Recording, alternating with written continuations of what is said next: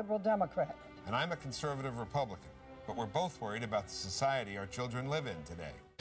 But that makes me want to rise to the occasion. You know what I'm saying? What makes me want to give my whole life to him.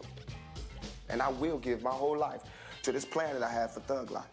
That's my new posse, that's my new way of thinking. That's how we rolling in the 9-3, Thug Life.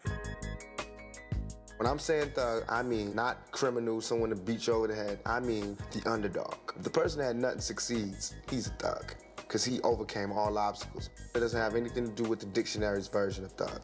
To me, thug is my pride. Not being someone that goes against the law, not being someone that takes, but being someone that has nothing.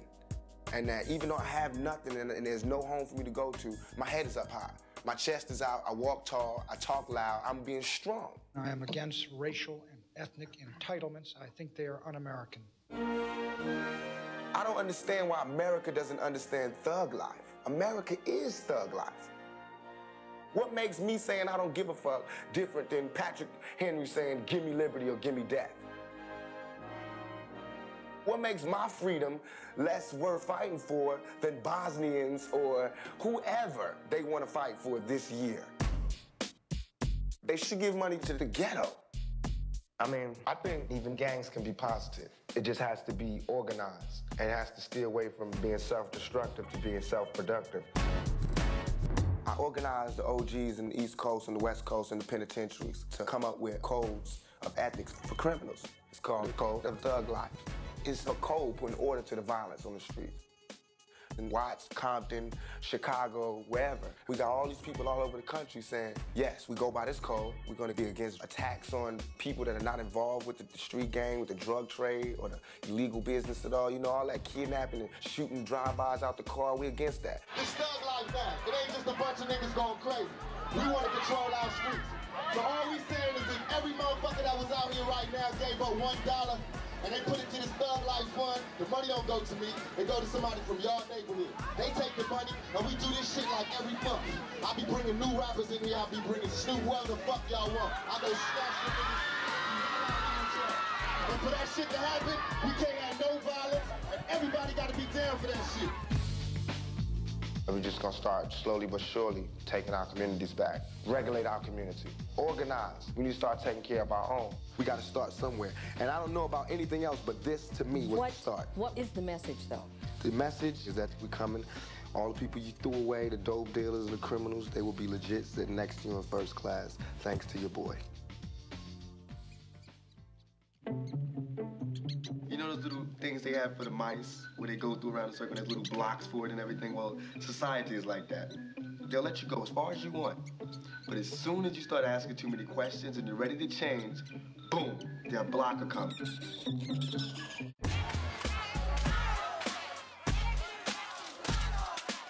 There is absolutely no reason for a record like this to be published by a responsible corporation.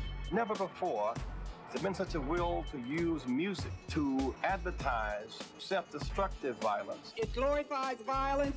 It's creating the culture of guns and rape. Adding insult to injury, she says, is rapper Tupac Shakur being nominated for an NAACP Image Award. All of a sudden, I got the whole world fearing me. And I ain't even started. I haven't even wrote my plan out yet. And they're trying to stop me. I challenge the view that those who revel in violence, depravity on the screen or in the song bear no responsibility when that spirit spreads out into our culture. I don't got no disrespect towards Bob Dog. I know he don't know what he's talking about. He's just talking. Some card that somebody gave him, he's just reading off that card. But he's cute, you know what I mean? He's my grandfather. He's an old dude talking mess. You don't have to use vile and ugly language. WPGC in Washington, D.C. dropped violent or demeaning lyrics. KACE in Los Angeles followed suit. They're yelling, shoot in a community that is crowded with guns. I'm not looking for approval from the black community. You know, we are a part of the black community. I'm a thug, and I rap about the oppressed fighting back. Yes, my raps are filled with rage. One of these days, we gotta bust back for the homies. You have to be logical. You know, if I know that in this hotel room they have food every day, and I'm knocking on the door every day to eat, and they open the door, let me see the party, let me see like them throwing salami all over the, I mean, just like throwing food around. But they're telling me there's no food in here. You know what I'm saying? Every day. I'm standing outside trying to sing my way in. You know what I'm saying? We are hungry, please let us in. We are hungry, please let us in. After about a week, that song is gonna change to we hungry, we need some food. After 2-3 weeks, it's like, you know, give me all the food, I'm breaking out the door. And after a year, then you just like, you know what I'm saying? I'm picking the lock, coming through the door, blasting, you know what I'm saying? It's like you hungry, you reached your level, you don't want any more. We asked 10 years ago. We was asking with the Panthers. We was asking with them, you know, with civil rights movement. We was asking, you know, now those people that were asking, they're all dead and in jail. So now what do you think we're gonna do? Ask? I put my gun away and grab my AK. It's getting hectic. I can't call it. House full of alcoholics. Now a nigga's under pressure.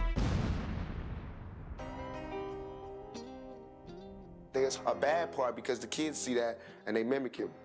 That's the part I haven't figured out yet.